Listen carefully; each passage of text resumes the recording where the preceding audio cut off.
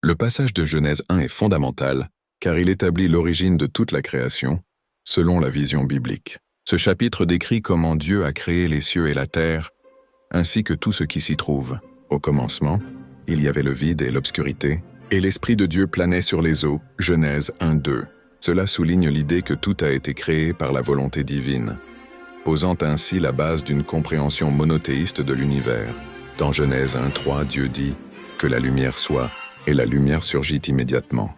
Ce verset illustre l'autorité et la puissance de la parole de Dieu, qui ordonne l'existence de la lumière à partir de l'obscurité. Cette lumière n'est pas seulement physique, mais symbolise également la vérité et la révélation de Dieu.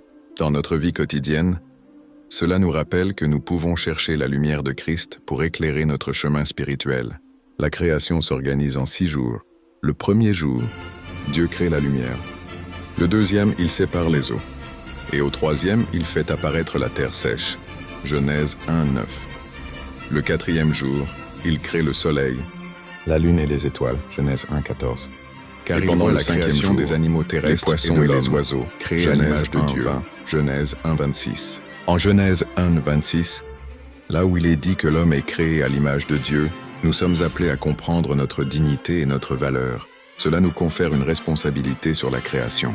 Nous sommes appelés à être des intendants de la terre, à protéger et à prendre soin de l'environnement et de toutes les créatures. Chaque action que nous privilégions pour préserver la nature est une façon de vivre cette responsabilité divine. À la fin de la création, Dieu juge son œuvre comme très bonne. Genèse 1-31. Cela nous rappelle que tout ce que Dieu a créé a une finalité et un sens. Dans notre vie quotidienne, nous pouvons nous interroger sur nos actions. Contribuons-nous à ce que Dieu considère comme bon? Chaque choix que nous faisons peut refléter ou renverser cette bonne création. En conclusion, Genèse 1 nous enseigne que Dieu, en tant que créateur, a un plan divin pour toute la création. Chaque élément joue un rôle et est à sa manière très bon.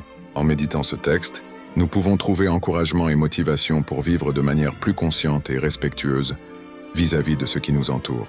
Je vous encourage à continuer l'étude de la Bible, à poser des questions et à prier pour que le Saint-Esprit vous guide dans votre compréhension.